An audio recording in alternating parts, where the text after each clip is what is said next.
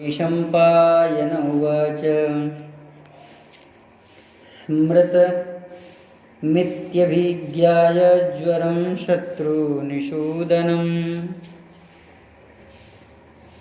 कृष्णो भुजबलाभ्यां तु चिक्षेप महीतले मुक्तमात्रं सबाहुभ्यां कृष्णदेह विवेशः अमुक्त्वा विग्रहं तस्य कृष्णस्याप्रतिमौजसः। अखिल ब्रह्मांड नियंता परम अकारण करुणा वर्णाले भक्तवांछा कल्पतरु भक्तवत्सल शरणागत वत्सल श्रीमद् दशरथ नंदन कौशल राज किशोर श्री जानकी जीवन धन भगवान श्री राघवेंद्र सरकार की महती अनुकंपा कृपा से आज हम सब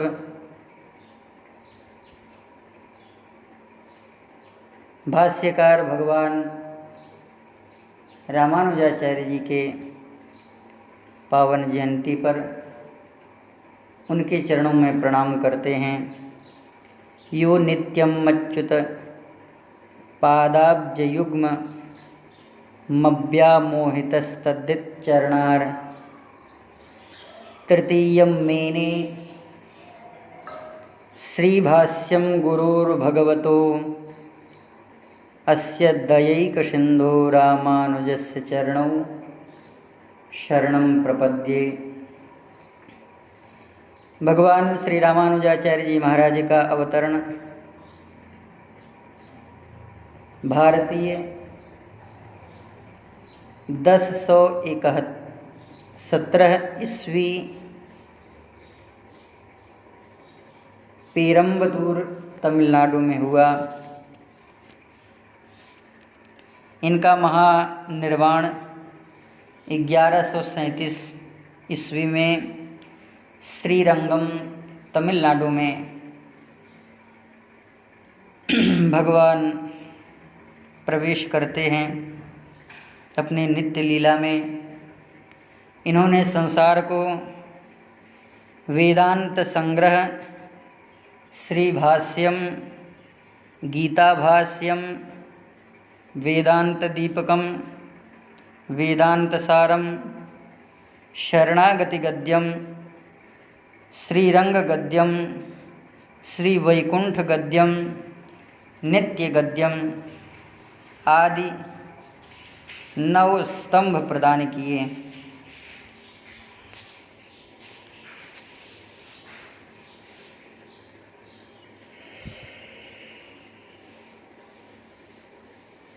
बचपन में इन्हें काजी अपने गुरु यादव प्रकाश के द्वारा वेदों की शिक्षा प्राप्त की। रामानुजाचार्य आलवर संत श्री यामुनाचार्य जी के प्रधान शिष्य थे। गुरु इच्छा के अनुसार रामानुज जी ने 3 विशेष काम करने का संकल्प लिया। ब्रह्मसूत्र, विष्णु सहस्रनाम और दिव्य प्रबंध।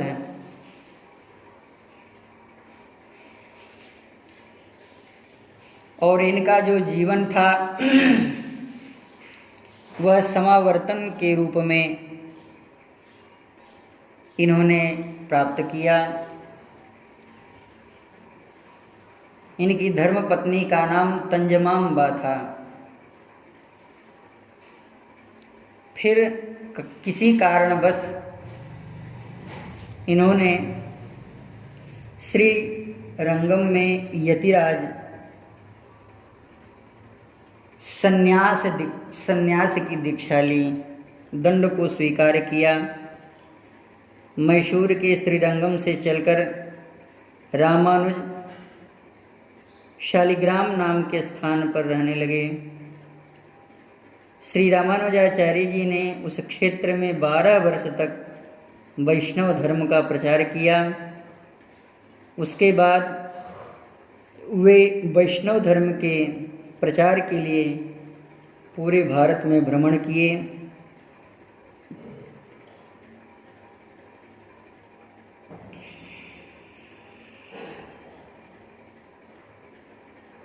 इस तरह से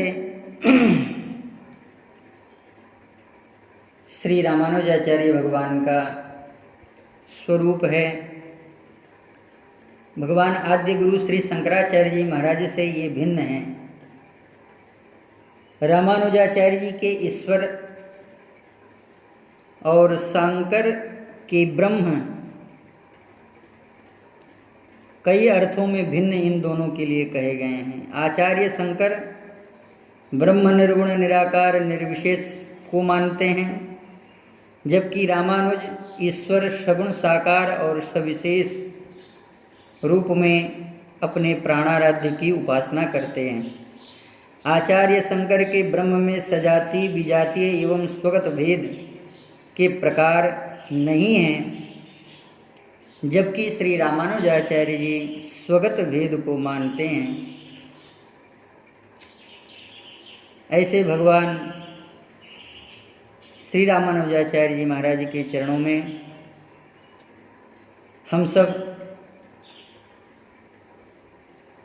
कोटिशः नमन करते हुए अपने प्रसंग में पुनः प्रवेश करें। महर्षि वैशंपायन वर्णन कर रहे हैं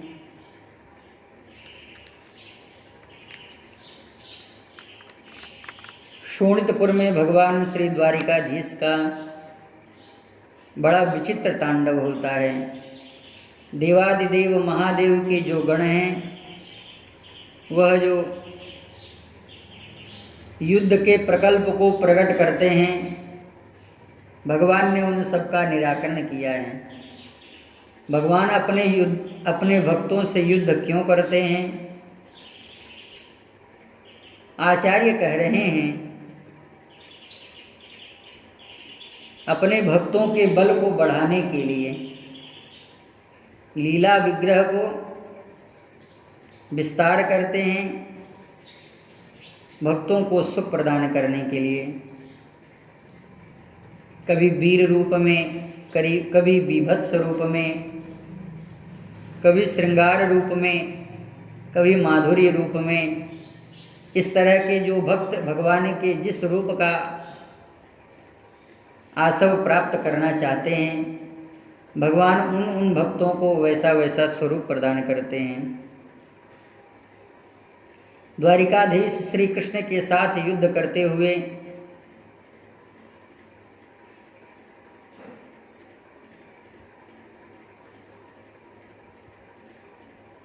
भगवान शिव शंकर का जो ज्वर था,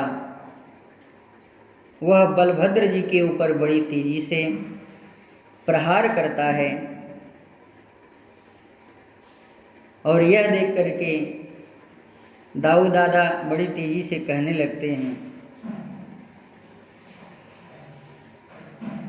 कृष्ण कृष्ण महाबाहो प्रदीप्तो स्म भयं कुरु,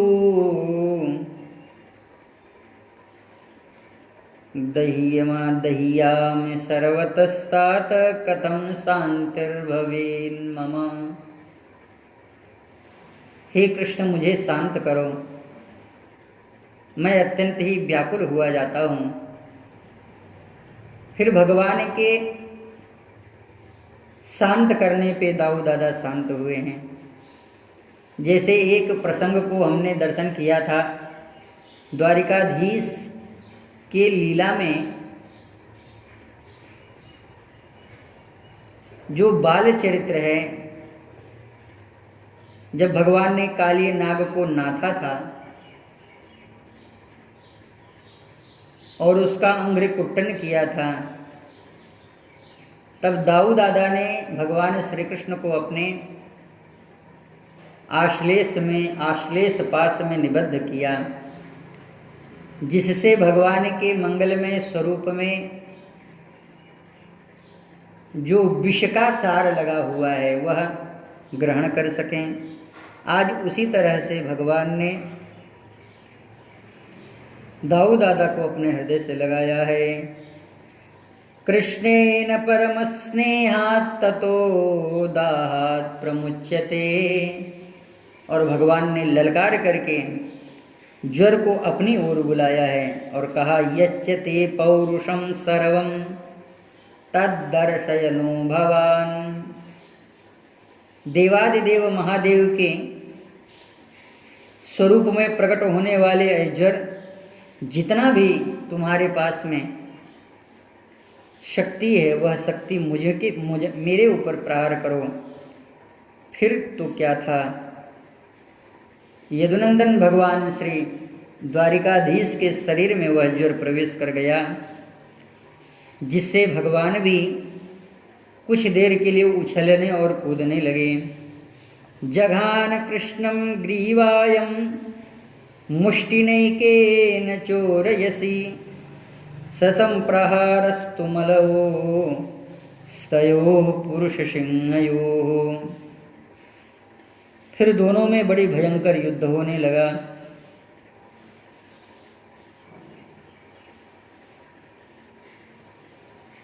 और आपस में जब दोनों लड़ रहे थे तो वे यह कह रहे थे कि इस तरह से प्रहार नहीं करना चाहिए, ऐसे प्रहार करना चाहिए।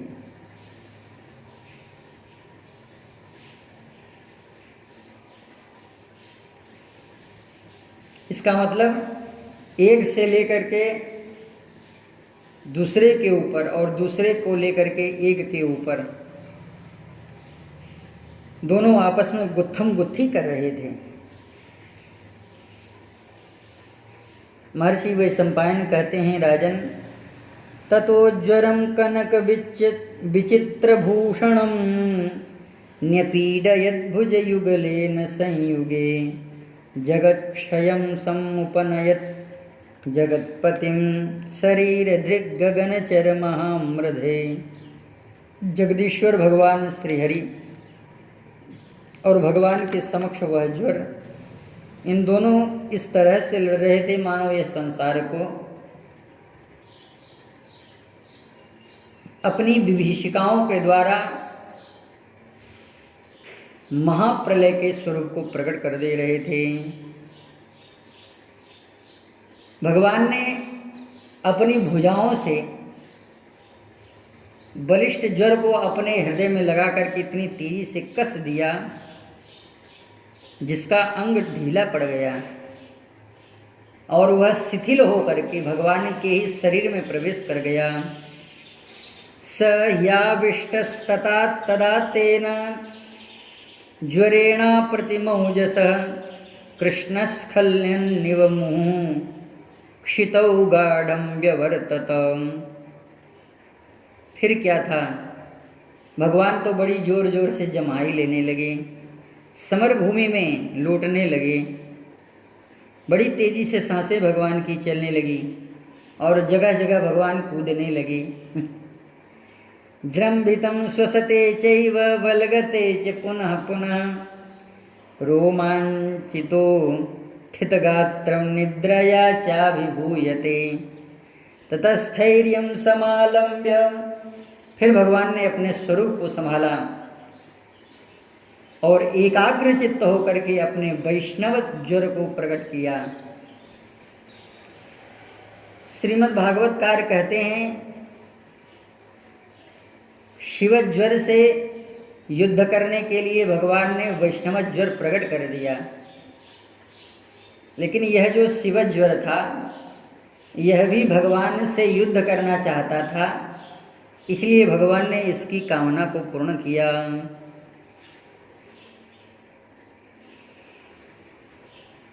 ज्वराभिभूतमात्मानं विज्ञाय पुरुषोत्तमं सोसृजज्वरमन्यं तु पूर्वज्वर विनाशनम। अब भगवान ने वैष्णव ज्वर को प्रकट किया है और फिर वैष्णव ज्वर और शिव ज्वर दोनों युद्ध करने लगे। घोर वैष्णव मुग्रम सर्व प्राणी भयंकरम ससृष्टवान् स तेजस्वी तं ज्वरं भीम विक्रमम्। वैष्णव ज्वर के द्वारा शिव ज्वर परास्त हुआ। कृष्णाय हृष्टः प्रायक्षत तं जग्राह ततो हरि ततस्तं परम क्रुद्धो वासुदेवो महाबलः। फिर भगवान ने जो भगवान के शरीर में प्रवेश कर गया था शिव ज्वर, उसे मुक्त किया। स्वगात्रात् स्वज्वरेणैव निष्काशयत वीर्यवान् आविद्य भूतले चैनं सतधा कर्तुमुद्यत। सहस्त्रों टुकड़ों में वह पृथ्वी पर गिर पड़ा जब वह भगवान के शरीर से अलग हुआ। आविद्य भूतले चैनम। फिर बड़ी तेजी से वह चिल्लाता हुआ कहने लगा, प्रभु हमारी रक्षा करिए। आविद्यमाने तस्मिस्तुम कृष्णेनामित तेजसा अशरीरा ततो वाणी यंतरिक्षादभाषत। जब वह इस तरह से 100 भागों में विभक्त हो गया,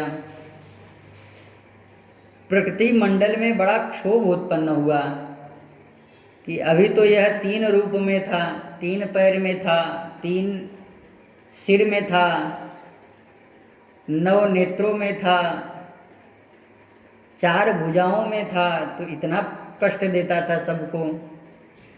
अब भगवान इसको 100 भाग में कर रहे हैं, अर्थात इसकी सदधा प्रकृति बन जाएगी, तो प्रकृति इसे किस तरह से संभालेगी। यह देख करके आकाशवाणी हुई है कि हे प्रभु, कृष्ण कृष्ण महाबाहो यदूनां नंदवर्धन मां बधिज्वरमेकं तो रक्षणीयस्त्वया नघ। इस संसार में हे प्रभु यह ज्वर आपके द्वारा रक्षणीय है। आकाशवाणी के कहने पर भगवान श्री हरि ने उसे छोड़ दिया है। इत्येव मुक्ते वचनं तं मुमोच हरिस्वयं भूतभव्य भविष्यस्य जगतः परमो गुरु। कृष्णस्य पादयोर्मूर्धना शरणं शोगमज्वरः एवं मुक्तो ऋषिकेश ज्वरो वाक्यम अथाब्रवीत्।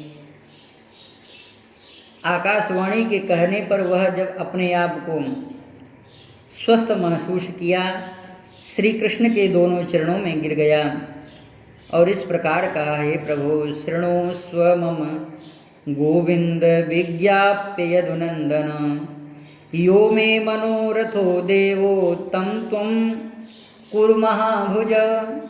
जो मैं चाहता हूँ आप मुझे कर दीजिए। हे प्रभु संसार में मैं एक ज्वर हूँ, मेरे सिवा दूसरा और कोई ज्वर न हो, या आप मुझे आशीर्वाद दे दीजिए। हे प्रभु कृपा करके मैं आपसे यह वरदान की याचना कर रहा हूँ। अहमेको ज्वरस्तात नान्यो लोके ज्वरो भवेत् त्वत्प्रसादात् प्रसिद्धामि त्वत्प्रसादाद्धि देवेश वरमेनं वृणोम्यहम्।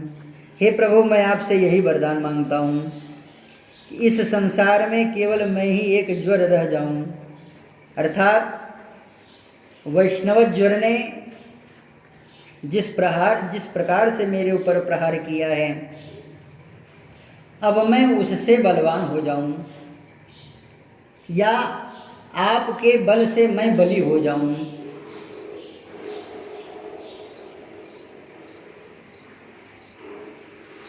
श्री शुकाचार्य जी महाराज कहते हैं, राजन जब इस तरह से माहेश्वर जर करुणक क्रंदन कर रहा था, जैसे छोटा सा बालक रोने लगे, करुणक क्रंदन, समाक क्रंदन यहाँ पर वर्णन है। समा सम्यक रूपेण क्रंदनम करोति, जैसे खूब चीख चीख करके बालक रोए, इसी तरह से जब यह क्रंदन करने लगा, माहेश्वर समाक्रंदन वैष्णवेन बलार्दितः अलब्ध भयमन्यत्र भीतो माहेश्वरोज्ज्वरा शरणार्थी ऋषिकेशं तुष्टाव प्रयतांजलि। यहाँ पर यह एकदम अनुभूत प्रयोग किया हुआ 4 श्लोकों में शिवज्वर के द्वारा वैष्णवज्वर की प्रार्थना की गई है। और आचार्य कहते हैं कि बहुत ही मस्तिष्क रोग का जड़ीभूत मनुष्य क्यों न हो, अगर इसका संकल्प करके पाठ किया जाए तो वह बड़ा सुख प्रदान करने वाला ज्वर है। ज्वर उवाच नमामि त्वानंत शक्तिं परेशं सर्वात्मनं केवल ज्ञप्तिमात्रं विश्वोत्पत्तिस्थान संरोधहेतुं यदतद्ब्रह्म ब्रह्मलिंगं प्रशान्तं कालो दैवं कर्म जीव स्वभावो द्रव्यक्षेत्रं प्राण आत्मा विकार तत्संगतो बीजरोह प्रवाहस् त्वन्ममैषां तन्निवेद प्रपद्ये नानाभावैर्लीलयैवोपपन्नैर्देवान् साधून् लोकसेतुं बिभर्षि हर्यस्युन्मार्गान् हिंसया वर्तमानान् जन्मैतत्ते हाराय भुम्ने तप्तोऽहं ते तेजसा दुस्सहेन शान्तोग्रेणात्युल्बणेन ज्वरेण तवात्तापो देहिनां तेऽङ्घ्रिमूलं नो सेवेरन् यादवशानुबद्धाः। यह ज्वर भगवान से प्रार्थना करता है कि हे प्रभु, शिव और वैष्णव अलग न हों, एक हों, इसलिए ज्वर के नाम से केवल मैं ही जाना जाऊं। भगवान ने कहा ज्वर तुम्हारा भला हो, तुम जैसा चाहते हो मैं तुम्हें वैसा ही बनाए देता हूं।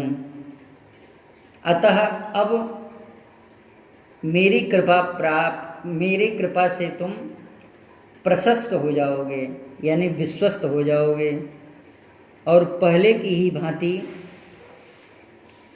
संसार में एक ही ज्वर के रूप में रहोगे। द्विधा तो एक सृष्टम आत्मानम, कहने के लिए 2 हैं लेकिन यह वास्तव में एक ही हैं। मैंने जो ज्वर की सृष्टि की है यह तुम में ही विलीन हो जाएगा। एवं भवतु भद्रं ते यथा त्वं ज्वर कांक्षसे वरार्थिनां वरो देयो भवांश्च शरणं गता। एक एव ज्वरो लोके भवानस्तु यथा पुरा कृष्ण प्रहरतां श्रेष्ठः पुनर्वाक्यम् उवाच। अब भगवान जब इस तरह से ज्वर को आशीर्वाद प्रदान किए, विशेष कृपा प्रदान करी, महर्षि वैशंपायन कहते हैं राजन, फिर भगवान ने इस ज्वर के 4 टुकड़े किए हैं और चारों टुकड़ों को 4 जगह में विभक्त किया है। वासुदेव उवाच शृणुस्व ज्वर संदेशं यथा लोके चरिष्यसि सर्वजातिषु विस्रब्धं यथा स्थावर जंगमम् त्रिधा विभज्य चात्मानं मत्प्रियं यदि कांक्षसे चतुष्पादान् भजेनैकद्वितीयेन च स्थावरान्। 4 पैरों वालों में भी तुम्हारा ज्वर प्रकट होगा। एक भाग से चौपाया का आश्रय लो और दूसरे भाग से वृक्ष आदि का, स्थावर पर्वत आदि का सेवन करो। तुम्हारा तीसरा भाग मनुष्यों में होगा और तुम अपने स्वरूप को 3 भाग में बांट करके उपयुक्त स्थान में प्रकट हो जाओ। तीसरे भाग का जो चौथा का अंश होगा वह पक्षियों में अटल भाव से स्थित होगा। और तीसरी श्रेणी का जो ज्वर है वह एक दिन का अंतर दे करके आने पर होता रहेगा, अंतारियाँ कहलाएगा यह। और 2 दिन का अंतर देने वाला त्रिजरा नाम से कहलाएगा। 4 दिन का अंतर दे करके आने वाला यह चौथिया ज्वर कहलाएगा। मनुष्यों में तुम्हारा भेद और उपभेद के रूप में विभाजन करके तुम मनुष्यों के ऊपर निवास करो। अब शेष जो जातियां हैं तुम उनमें किस तरह से रहोगे, भगवान यह आदेश प्रदान कर रहे हैं। त्रिधा विभज्य चात्मानं मत प्रियम यदि कांक्षसे चतुष्पादान भजेनैक द्वितीयेन च स्थावरान् तृतीयो यस्य ते भागो मानुषेषु पपस्यते त्रिधा भूतं वपुः कृत्वा पंक्षीषु त्वं भवज्वर चतुर्थे यस्तृतीयस्य भविष्यति न ते ध्रुवम् एकान्तस्तृतीयस्तु स वै चातुर्थिको ज्वरः मनुष्येऽपि विभेदेन वशत्वं प्रविभज्य वै जातिस्वेथा वशेषासु निवासं त्वं शृणुष्व मे वृक्षकीटे कीटक रूपेण तथा संकोचपत्रकः पाण्डुपत्रस्य विख्यातः फलस्वेव चतुर्य में। फलों में भी ज्वर का प्रकोप होगा, वृक्षों में भी ज्वर का प्रकोप होगा। भगवान यह कह रहे हैं वृक्षों में कीट के रूप में और पत्रों में संकुचित जो पत्र है जो पांडु रंग का हो जाएगा। वृक्षों के जो पत्ते सिकुड़ने जब लगते हैं तो यह उस ज्वर के उसमें ही यह ज्वर का रूप होगा, और जिसका नाम पांडुपत्रक ज्वर है। तथा वृक्षों में फलों में आतुर्य नाम से तुम्हारी ख्याति होगी। फलों में जो जाले लग जाते हैं इसके रूप में तुम्हारा वहाँ पर प्रवेश होगा। जलों में नीलिका ज्वर के नाम से तुम जाने जाओगे। मोरों के सिर पर जो शिखा फूटने लगती है उस शिखा के रूप में तुम जाने जाओगे। और कमलिनी पर तुम हिम यानी पाला के रूप में जाने जाओगे। पृथ्वी में ऊसर के रूप में, पर्वत में गेरू के रूप में अब तुम्हारा निवास होगा। मैं यह तुम्हें आशीर्वाद प्रदान करता हूँ। गौओं में तुम्हें गोरोचन के रूप में, ये गोखुर के रूप में तुम प्रकट होगे।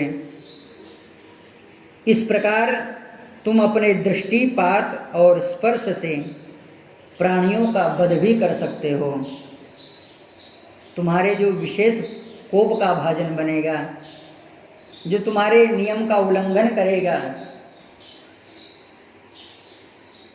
वह तुम्हारे द्वारा दंडित भी होगा। और देवता तथा मनुष्यों के सिवा तुम्हारा कोई और वेग सहन नहीं कर पाएगा। मनुष्य कुछ वेग को सहन करेंगे, देवता पूर्णतः तुम्हारे वेग को सहन कर सकेंगे।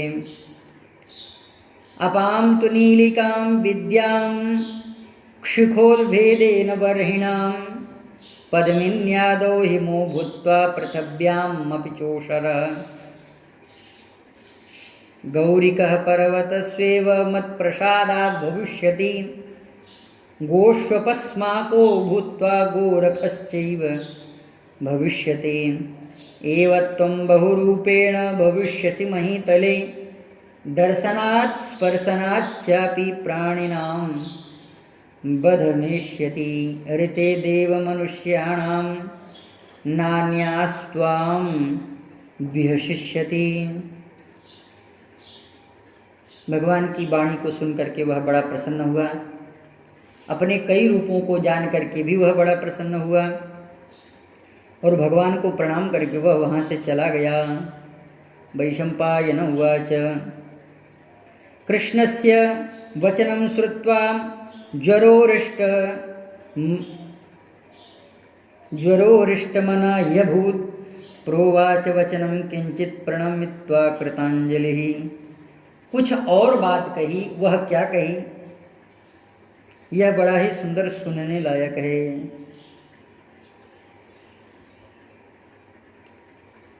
अब अपने उत्पत्ति के विषय में यह ज्वर बता रहा है कि भगवान शिव ने मुझे कब उत्पन्न किया। ज्वर उवाच ज्वर जाति प्रभुत्वेन कृतो धन्योस्मि माधव। आपने अपने ऊपर में मुझे लिया इसलिए मैं धन्य हो गया। यानी भगवान भी रोग को धारण करते हैं।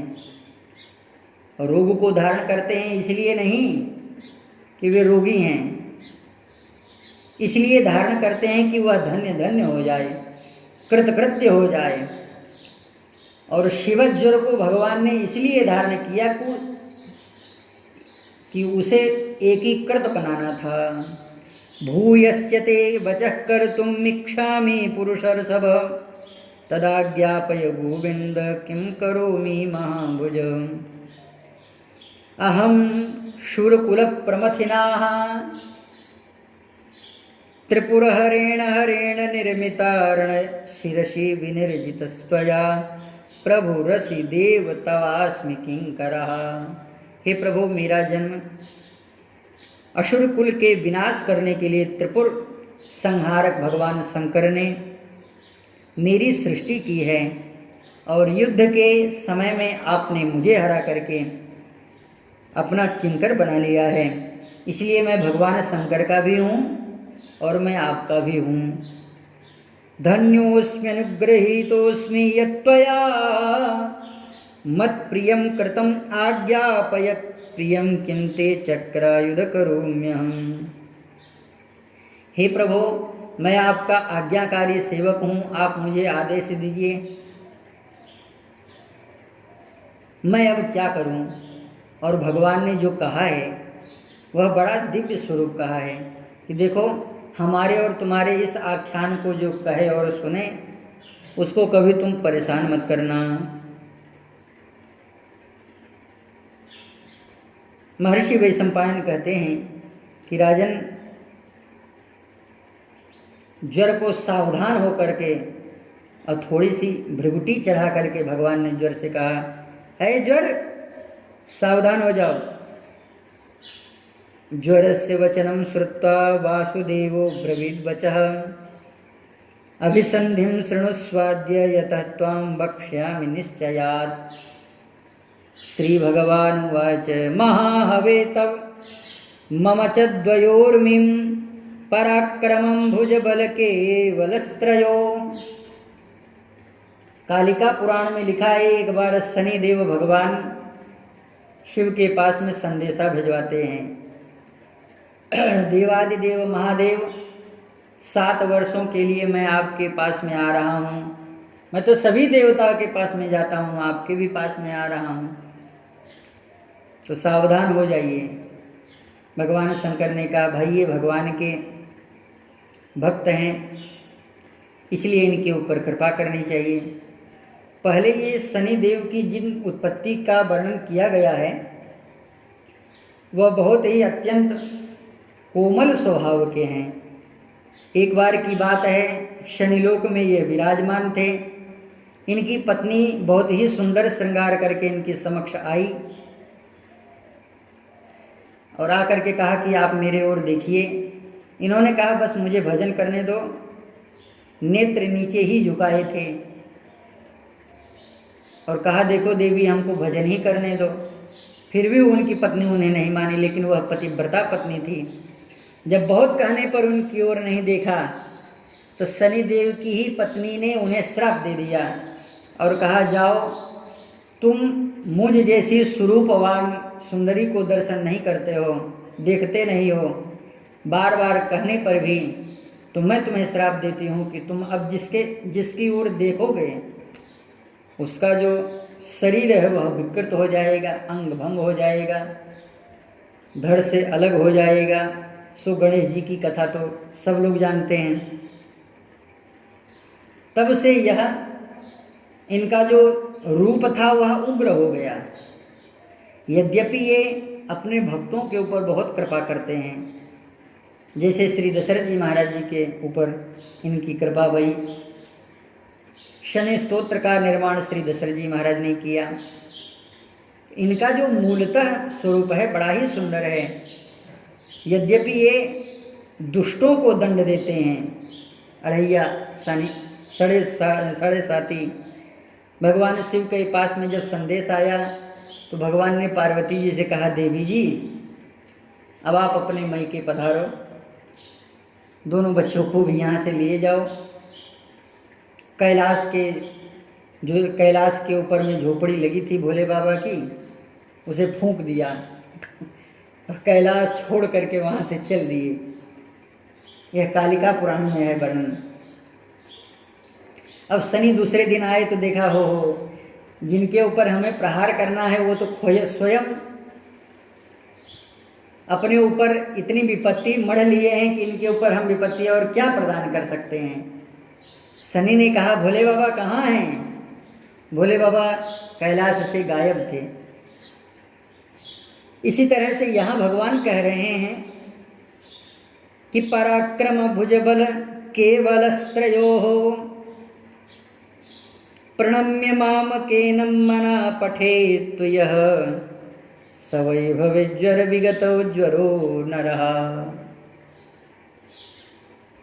उस समय वहां पर भी शनि ने कहा था, भोले बाबा जो आपकी उपासना करेंगे, आपका अभिषेक करेंगे, मैं उनका कुछ नहीं कर पाऊंगा। क्यों?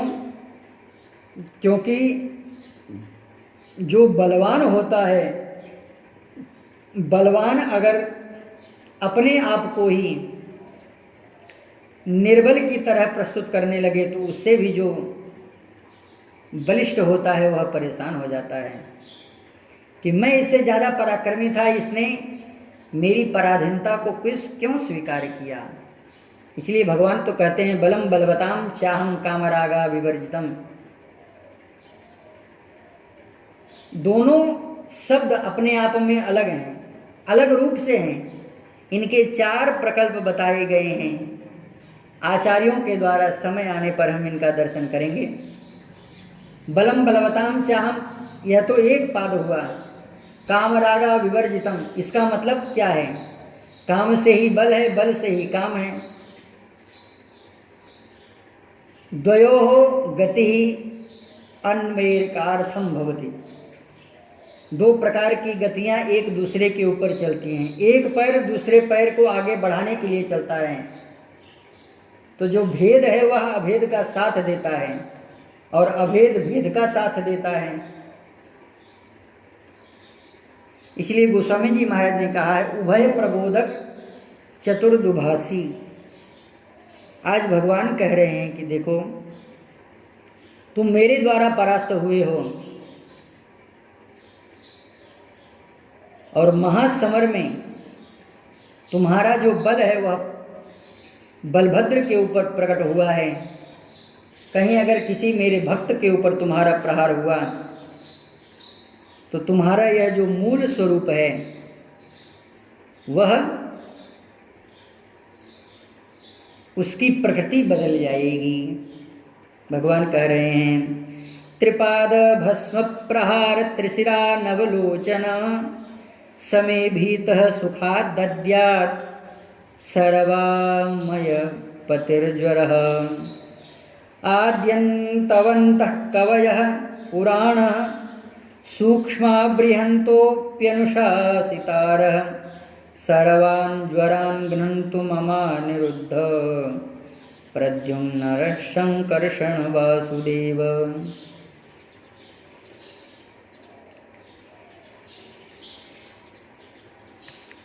श्री शुकाचार्य जी महाराज कहते हैं कि भगवान ने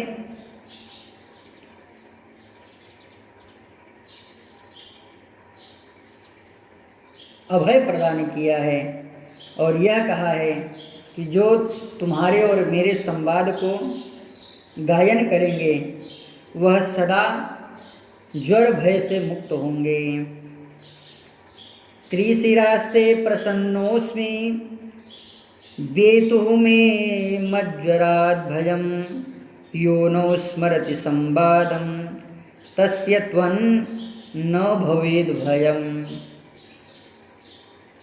किसी भी प्रकार का उन्हें भय प्राप्त नहीं होगा। यहाँ पर भगवान कह रहे हैं कि मेरे इन जो 4 स्वरूपों का स्मरण करेंगे, जो ज्ञानी पुरुष सूक्ष्म स्वरूप में परम महान और सबसे अनुशासक